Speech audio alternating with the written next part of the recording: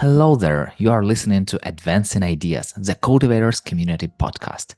Here we share real stories of real people making their ideas happen in big companies. Today we have a conversation with Steve Garguilo, a change maker and a person of action who's most passionate about empowering change makers and supporting grassroots ideas and initiatives inside large multinational companies, a former head of creative engagement at Johnson & Johnson, where he ran the world's first global corporate TEDx program, and the founder of the Cultivate, where he and amazing team work with organizations around the world to build communities of empowered cultivators. So, hello, Steve. Hello, Yuri. Looking forward to the conversation. I feel like I know you for ages. And I know you for ages, yeah, but I feel like it was much longer. I learned so much from you. I'm super happy to have you here today. And tell me, you are the founder of the Cultivate. So, what is the Cultivate's mission and how did you come up with it? At Cultivate, we empower cultivators. We empower people inside big companies. We have the point of view that big companies are awesome. Big companies are places for big impact. A lot of people in the world work for big companies, and sometimes they may or may not recognize the power that they have being in that company. It can feel sometimes when you're on the inside like, wow, I have such low positional power because I'm so far down on the org chart. But just the fact you're in that company means you can have a massive impact on the world. So we try to help people inside big companies recognize that every seat matters. Every seat is a seat from which you can make some kind of change. And we do that as a talent development studio by helping to develop people across those companies. And so that can look like working with the most senior leaders, or that can look like working with people in all different parts of the organization to help empower them to best achieve that organization's objectives. And you told the world cultivators. Who is a cultivator? A cultivator is simply an employee who wants to make positive change. So not everyone is a cultivator, but everyone can be a cultivator. A Hmm. cultivator is often more of a mindset than anything else. It's not like your title, title head of business operations for portfolio management of the business unit, whatever, right? Like people have their title. And then cultivator is kind of how you decide to approach that work. You can decide to approach that work. And there's nothing wrong with that, that you can decide to approach that work as saying, you know what, I'm going to show up, I'm going to kind of do the minimum of what's asked, and that's going to be it. But a cultivator is someone who shows up and says, I have this earnest positivity of how I want to approach this. I want to approach this with the mindset of the impact my organization is trying to make. And everything that I do, I'm going to try to make the biggest impact possible. And so often the kind of cultivators that we like to celebrate are people who have made some kind of impressive, massive change because they just decided to do it. Now, not every cultivator makes massive change. Sometimes it's small things and how you show up and wanting to make a difference for your organization's objectives. So, really, if you're listening to this right now, you could be a cultivator, but you get to decide in your next meeting, in your next work, on your next deliverable, you get to decide, am I going to show up as a cultivator or not? So many people are making changes. They're doing more than just working. But sometimes they do not think about this that way. Sometimes they don't see it, and sometimes they are not recognized in their companies. So how can someone like, I don't know, wake up as, okay, I'm a cultivator. How do people understand that they are cultivators? How do they understand it for themselves? How do they tell it themselves?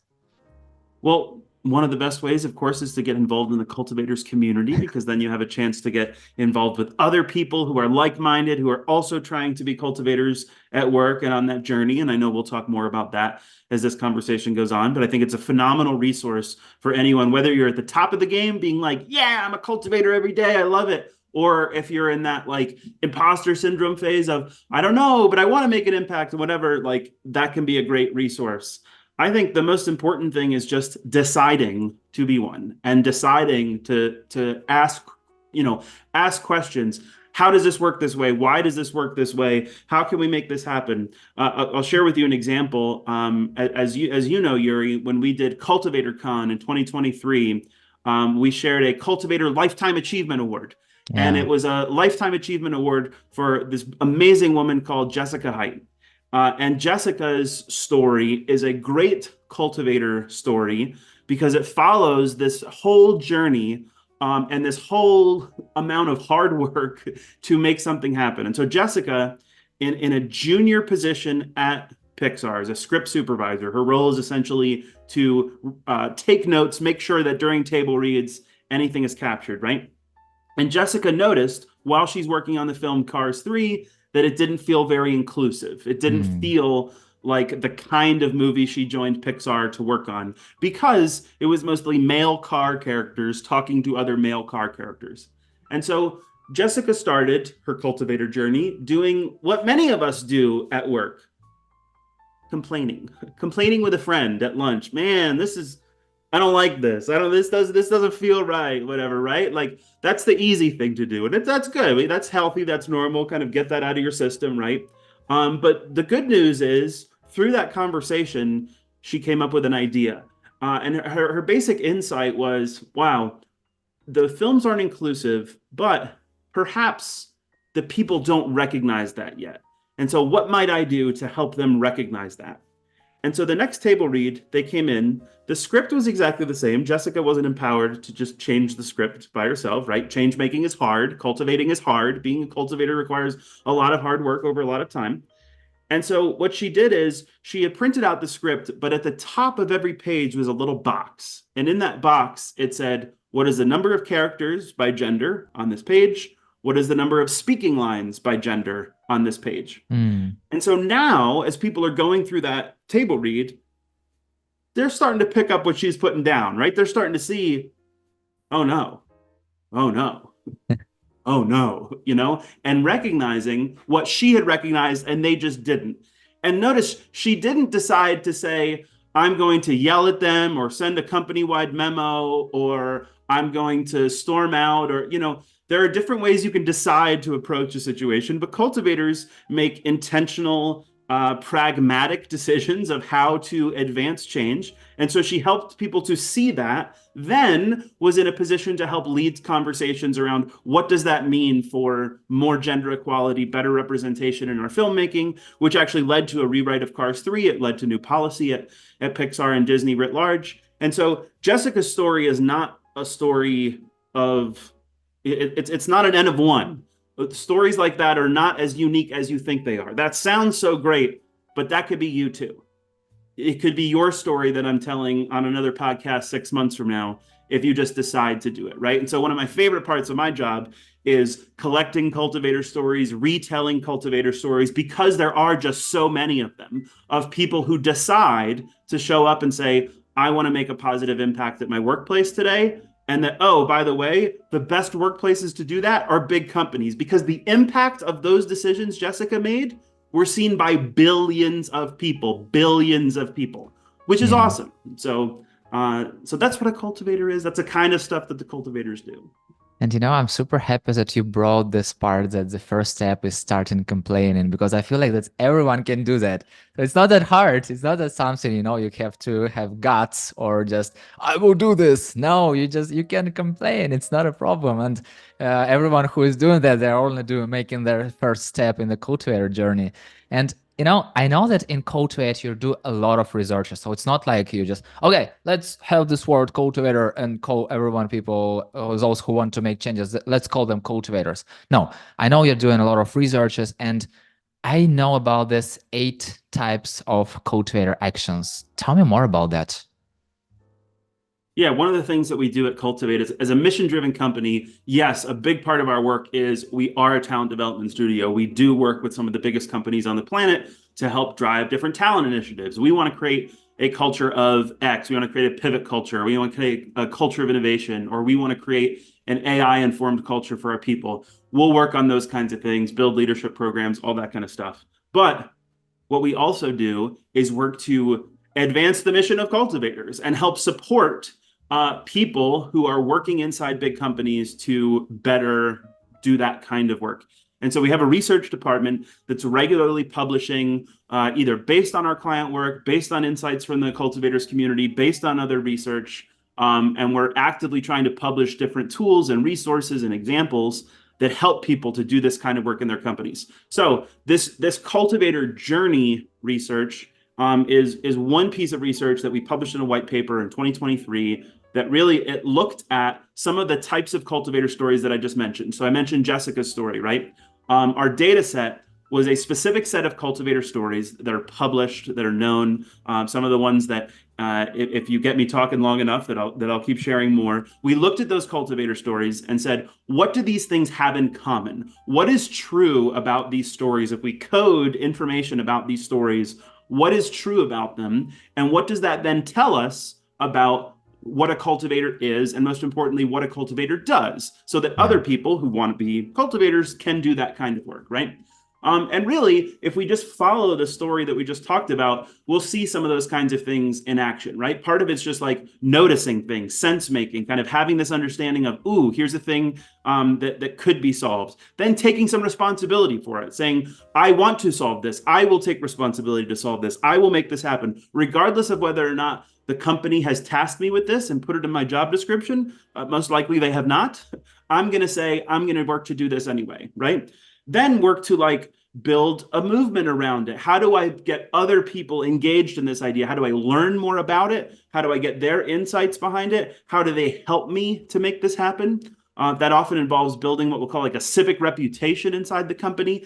Is people see you as someone who's trying to do things positive, and man, does that attract a lot more positivity and a Yeah. lot more energy and a lot more labor of love in helping you to execute what you want to make happen, right? There's an experimentation part of this and working to advance things. And so you can read a lot more about this, and I know we'll share that in the show notes, but those are the kinds of things that come out of our research, is helping people see, hey, these are the steps that I can follow. And then we do a lot of learning and development type experiences that help people see, hey, how might I do this? What do I need to do this? I know we have a free course on our website, the Empowered Cultivator Lab, which helps teach you along these kinds of things. And then there's a ton of resources in the cultivators community as well. If you think there's any part of you that's being held back from realizing your full potential as a cultivator, I highly recommend you checking these things out.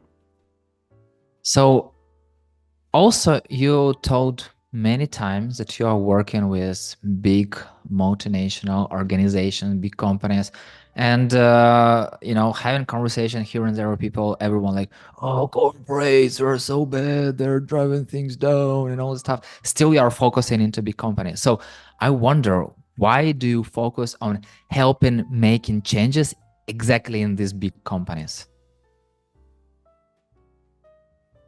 Big companies are places where people make big impact. I said it before, I'll say it again. Like, the reality is, while I won't disparage not working for a big company, because I won't disparage anything. Like, you could choose any kind of career path or any kind of profession, and that's great.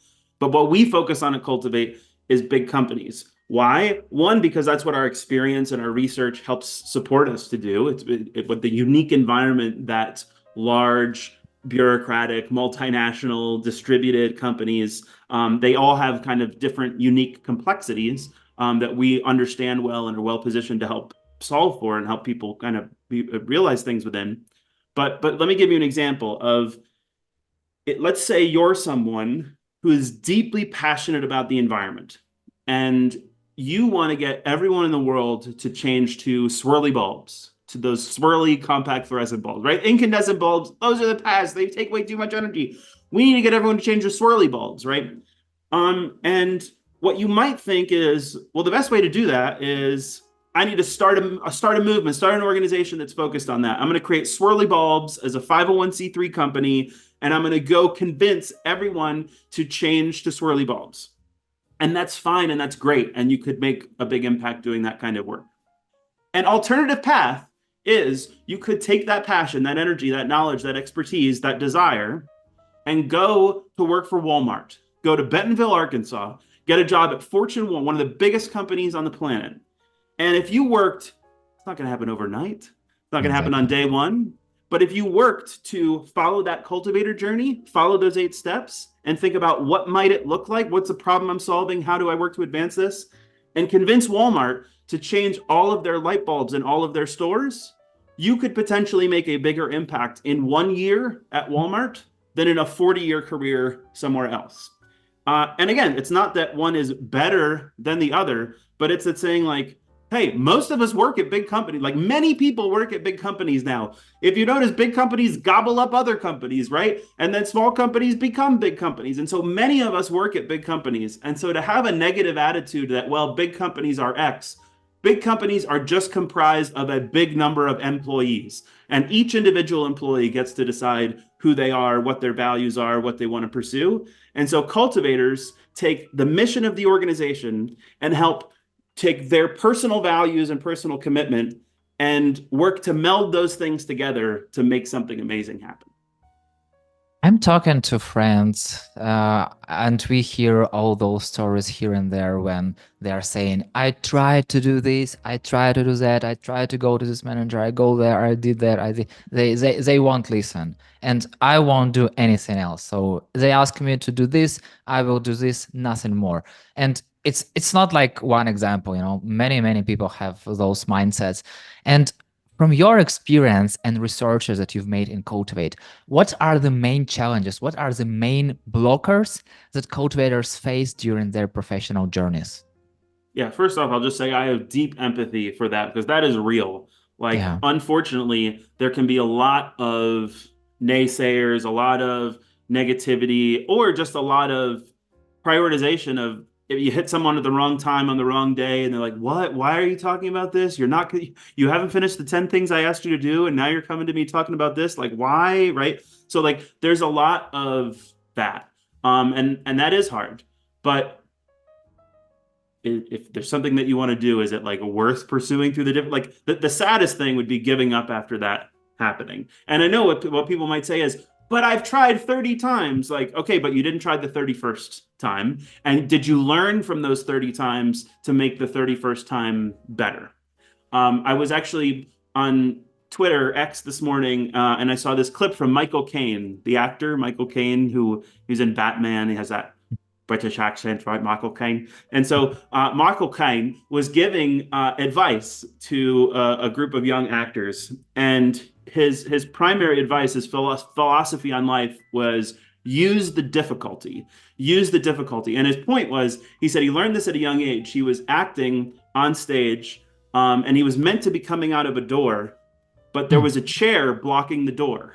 And so it's the time for his scene, and he's like, there's a chair here blocking the door. And his coach was like, use the difficulty, right? If it's a comedy, fall over the chair and like dive into the stage. If it's a drama, pick it up and smash the chair, whatever, right? But if you use that difficulty, instead of that being something that holds you back, if it makes you even 0.25% better, now you're ahead of the game, right? And Oh. so every single one of those no's, every single one of those, not today, not this way, not here, not whatever, is an opportunity to use that difficulty to help further refine and shape the idea, further refine and shape the pursuit. How does it make you better every single time to help you work to make something happen? And so I understand if people feel like, well, I got burned enough and I just don't want to do it. And that's why I said being a cultivator isn't for everyone. You could choose, I'm not going to do that. Or you could choose to use the difficulty. How do I help? How do I allow that to make me better and keep trying? So we are talking about difficulties, but there are also opportunities and benefits of being a cultivator. So what are they? Oh man, opportunities and benefits of being a cultivator. One, how great is it to get to show up to work every day feeling super excited and passionate that like you're doing something you care deeply about, right? So there's this like intrinsic value to being a cultivator where you feel like your personal interests and personal passions are being realized at work. And like that's great.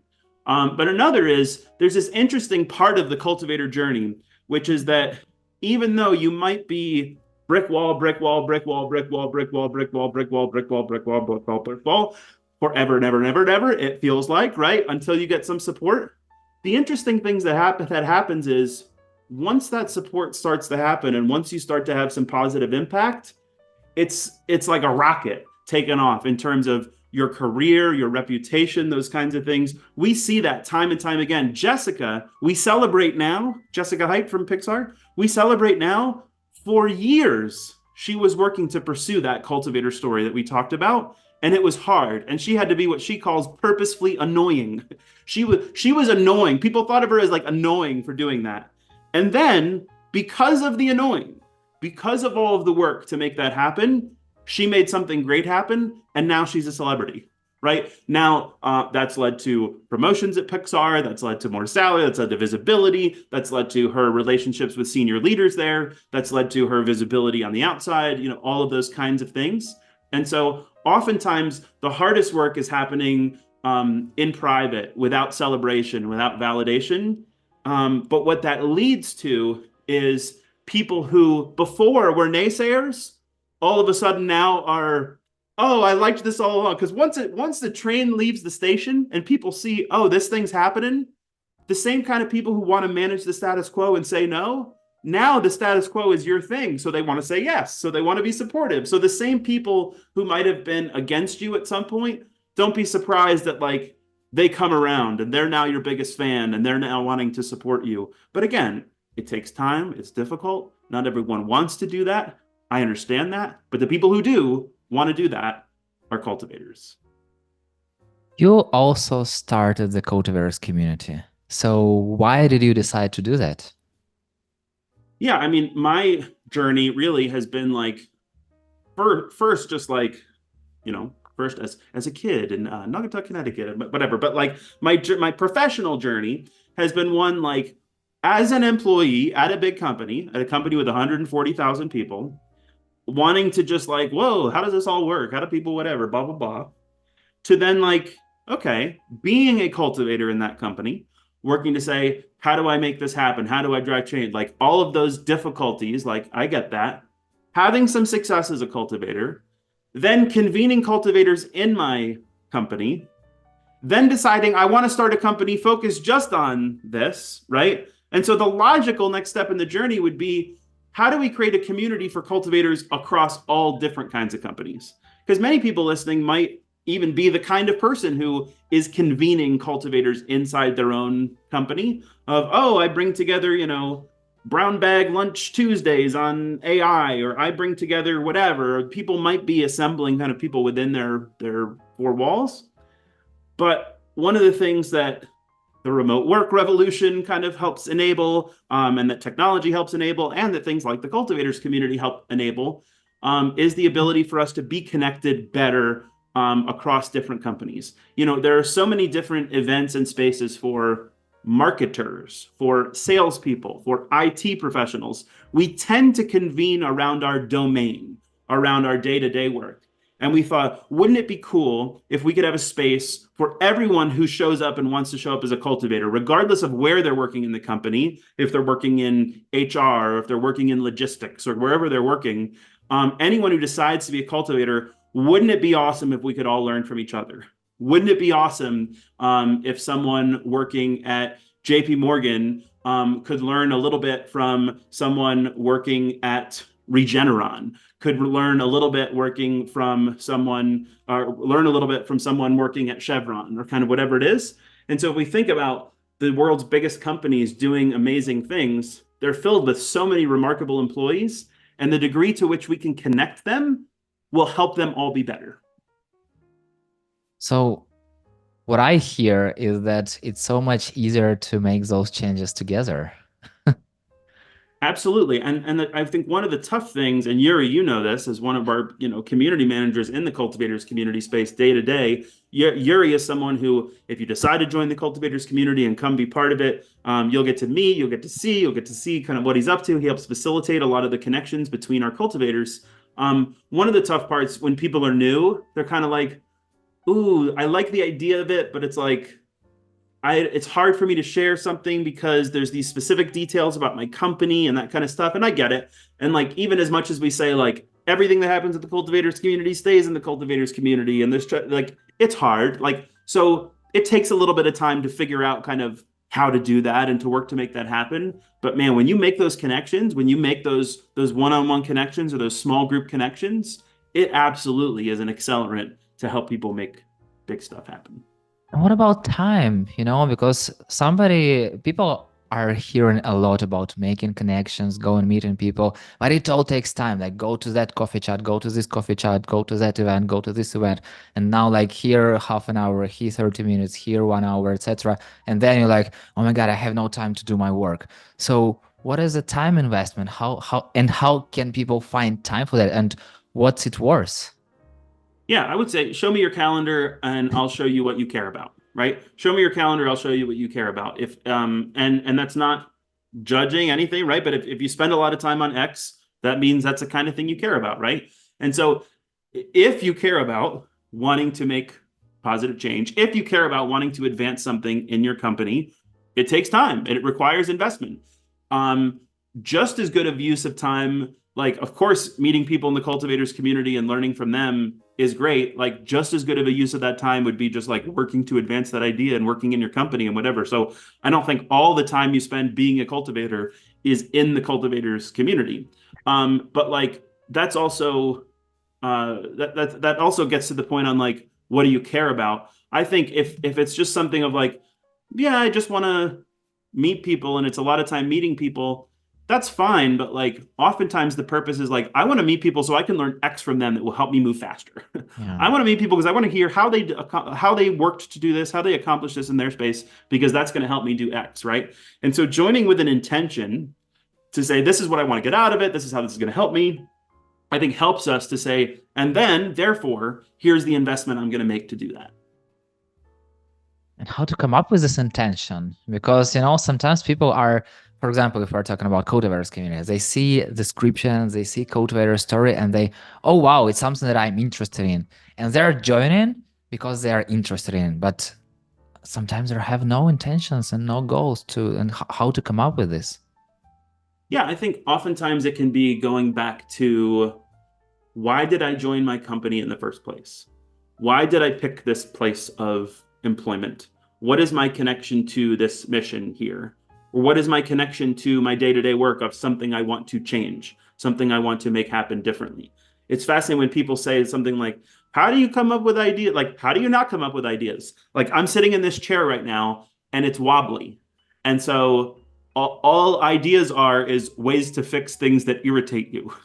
And so like this irritates me. I can come up with 1,000 different ideas for how to address it, how to make the chair not wobbly. Now, I'm also a hypocrite because like I haven't done any of them yet, right? Because it's hard and how do you make time to fix your chair, right? Well, like it aggravates me every day. So like I really should invest time to fix it, but I don't because it's easier to not, right? And that's very much like at work, right? There are things that can be irritating every day that we can recognize in opportunities every day, but we don't invest the time to fix them for whatever reason. And so the cultivators community is kind of the gift of time, the gift of accountability, the gift of community to help learn from others and work together on how we can address those kinds of things and finally fix our wobbly chairs. It's a great idea to fix something that bothers you all the time. Yeah, totally hear that. So let's talk about your cultivator journey. How did you come up with the world's first global corporate TEDx program, TEDx J&J? Yeah, I mean, my J&J story is probably not unlike a lot of other people listening who are working at big companies of kind of coming in kind of big bright-eyed of like, wow, this is so cool and look here I am and like I'm being asked to help make new ideas happen and all this stuff like yes, and then kind of realizing like, oh, it ain't so easy.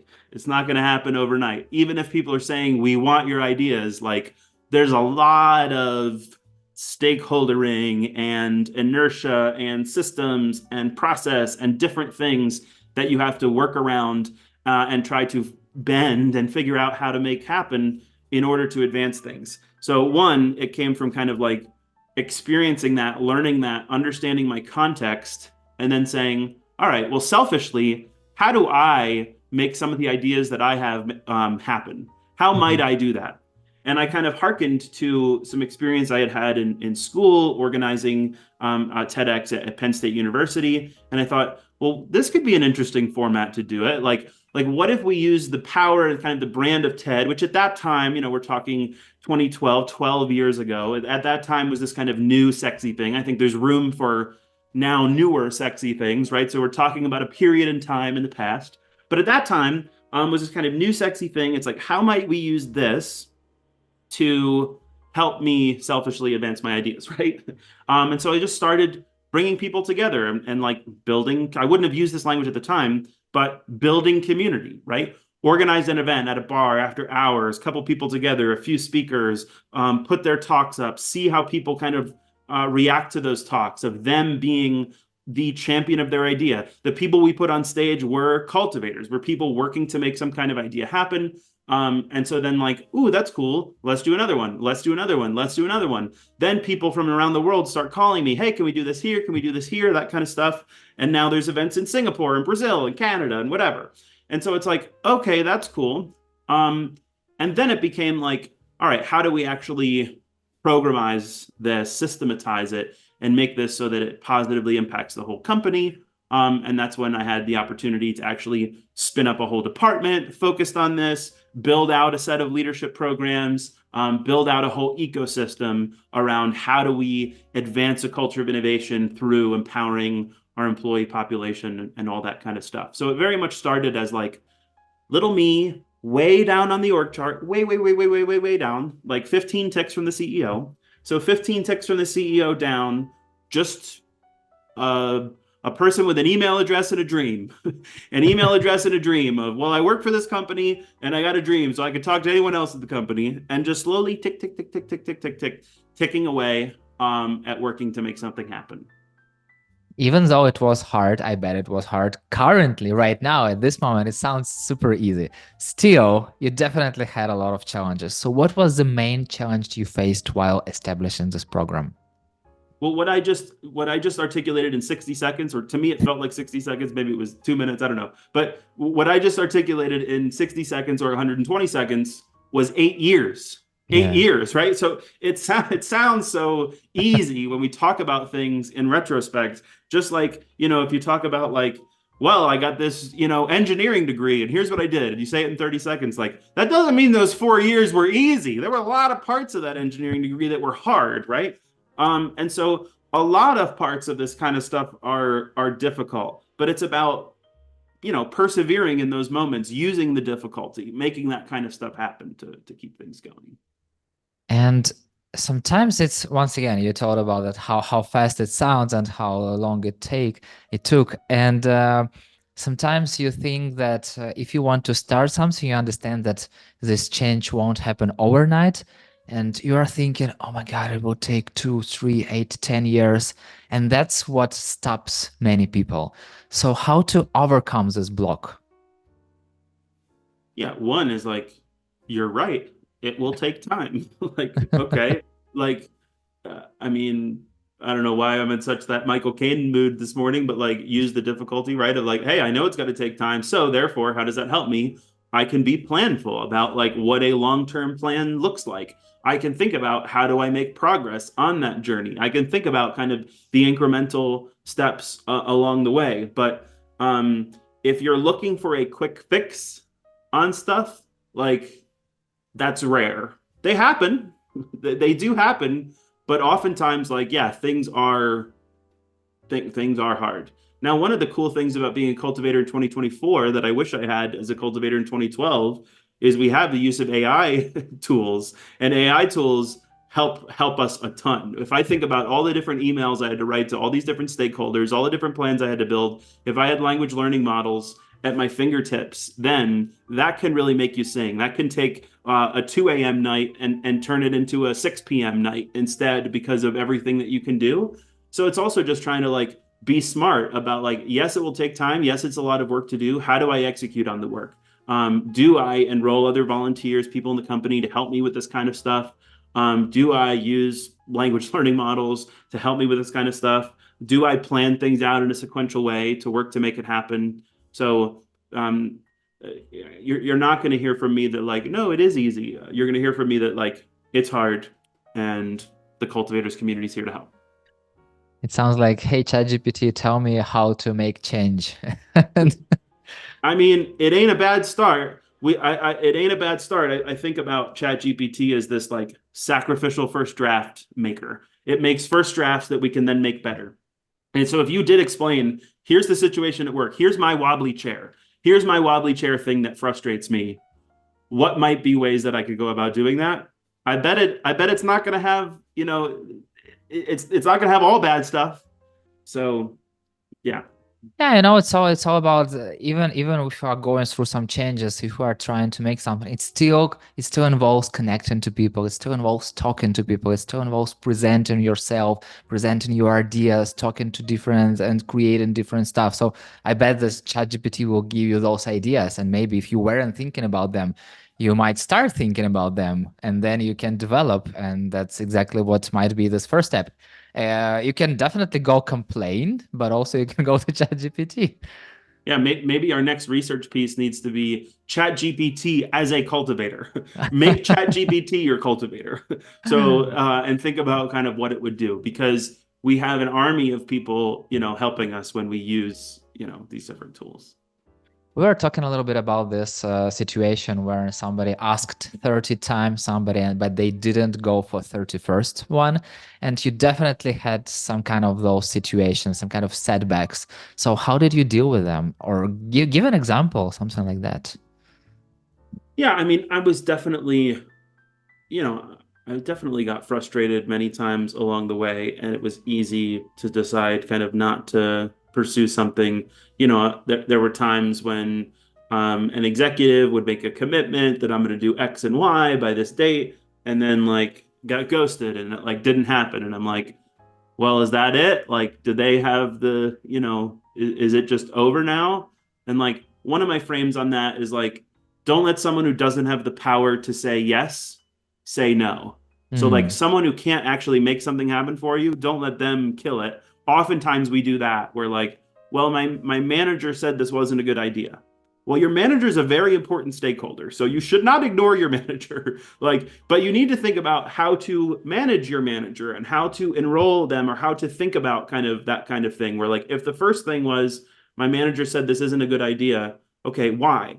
Like, what is it? And is it that it's not a good idea, or the person just doesn't think that I should spend the time on it, or whatever it is? Whatever information you glean from that helps you with the next step in thinking about, okay, how am I trying to make the case somewhere else to make this happen? And all the while, the tough part about being a cultivator is it's basically a second job on top of your other job. And like, maybe your manager's saying that's not a good idea because you're not performing right now. And like, if you're not performing, then like you need to focus on that, because how could you possibly do something else until you're doing that, right? So cultivators are like by nature high performers, who are people who like, you got to be performing already to then have the credibility and the ability to do these other things. But like, each of these steps along the way, um you know yes, it's difficult. What are you learning from those different no's and those different nudges, to do something different? You already shared a lot of things, a lot of stories that happened with you, and you already shared a lot of things that you learned during your cultivators journey. But if we take, like, I don't know, Steve 15 years ago, what would you say to 15 years old, 15 years back, Steve, kind of? Hmm. I don't know. That's a tough one. I think I would probably say try to learn from others. You, as unique as you feel, as special as your situation is, and your context is, and your feedback is, and your company is, whatever. As special as you feel, other people have tried different things like this before, and you can learn from them. And I wish that I had sought out or found, or that it existed to find different resources to kind of help me on that journey. I would probably feel less lonely if I was connected to people at other companies doing other similar kinds of things. And then, oh, good news, we're helping to resolve that and kind of make that happen, right? So I wish that I had sought that kind of thing out, because it probably would have helped me avoid a number of the pitfalls along that 8 year journey. And maybe it only would have been 5 years instead of 8 years if that were the case.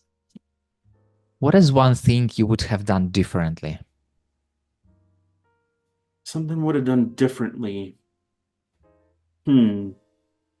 I think oftentimes when we are a cultivator and we have low positional power, we can create this almost adversarial idea that like us versus them, us, wise, smart people on the front lines doing this work, and them, the executives, the senior leaders, the ones who are out of touch, who are in the way, who kind of aren't letting me make things happen, right? And I understand that that can be a well-earned reputation. That can be a well-earned reputation if the things you're focused on and trying to make happen, you feel like you're not seeing any signals from them that they get it or they care about it and whatever, right? And so it can be easy to feed into this kind of negativity and this kind of adversarial cultivators versus senior leaders kind of idea. Um, and I wish that I had never fed into that and instead focused more on let me listen to what these senior leaders really care about. Let me latch on to the words that they're using so I can repeat them back and kind of link what I'm doing in their language. There's no point in kind of like butting heads when there's an opportunity to align and kind of redirect and kind of bring people along. And so, senior leaders are the ones holding a lot of positional power that cultivators need to influence to make change. And so to really be thinking about what do they care about? What are the shareholders asking about in the shareholder meeting? What am I learning from what they're presenting on strategy? And not be dismissive that like they don't get it is they get a lot. They didn't get to be a senior leader for nothing, right? Yeah. And so they get a lot. What is it that they get that I don't get yet? And how do I use that difficulty to work to make something happen? And the fun thing that those people are also humans and they are the same as we are. And it's not like they're from another planet or aliens or something like that. And they have the same challenges. They have the same things when people they are working with don't want to listen or doing some different things or argue and going nowhere. And I bet, yeah, it's all about collaboration and working together instead of like trying to see who's wrong or who's right. And yeah, I totally get it. And for somebody who wants to make a positive change, we already talk about starting complaining, starting using ChatGPT. Still, what are the three smallest action steps to take for any cultivator to create positive changes? Yeah, I think first is articulating what is that insight? What's that wobbly chair? What's that thing that I would like to change? And being very clear on like this is a thing worthy of time, worthy of frustration, worthy of no's. Assume that 30 people are going to tell me this is bad and I'm still going to want to do it anyway, right? And so articulating kind of that thing that you want to make happen, making that clear, then experimenting, trying things out. What can you learn about it? How an experiment doesn't have to be we launched this new product, whatever. An experiment can be just talking to someone about it and gaining kind of further additional information, or making some kind of simple prototype on a post-it note or whatever it is. But just like taking some kind of meaningful action, and a meaningful action, doesn't just mean thinking about it. Like thinking about it's important, but like doing something. If at the end of every week you have learned something new that helps you make what you're doing better, then you made progress that week. If at the end of the week it's just like, well, I pushed this out to this, and we can always backwards justify why we didn't Yeah. make progress, but like, show me your calendar, I'll show you what you care about, right? And so articulating what it is, working to experiment, make small steps, and kind of make progress. And then the third would be join the cultivators community, because that can be a great accountability network around here's what I'm trying to do, here is how I'm trying to do this, and you can help each other out along that journey. And also the great thing about the community, about the cultivators community, is those people who already did something, they're happy to share what they learned. I didn't meet the one person who told me like, no, I won't tell you this. Everyone who I reached out, everyone who asked questions told me like, hey, let's jump on a call, or hey, let's have this conversation. They are finding time, even though they don't need to, they don't have to, still they're doing. So yeah, totally agree with you. And yeah, Steve, thank you so much for having this amazing conversation. I'm learning from you all the time. Today is not an exception. I learn from you many, many interesting, amazing things. Thank you so much for your energy. Thank you so much for your impact. And thank you so much for being the first cultivator who used the word cultivator. Definitely not the first cultivator as we mean it, but like who really take this torch and going farther with this and encouraging people around you. Thank you so much, and thank you so much for sharing your experience. Thank you, Yuri. And thank you to those of you listening. If there's any small part of you that resonated with what we talked about today, I would highly encourage you to like really think about what you're doing to make something happen at your company, right? How are you using this energy, this positivity, whatever resonated with you? What is it that you're going to do? Because whatever seat you're sitting in, as low as it might feel, however many ticks down from the CEO it might feel, what a privilege it is to be at the company you're at. What a privilege it is to be at the company you're at, and what might you do to realize that privilege? What might you do to help that company be even better and make something great happen? So, hope you make it happen. Thank you, Yuri, and see you in the Cultivators community. See you in the community.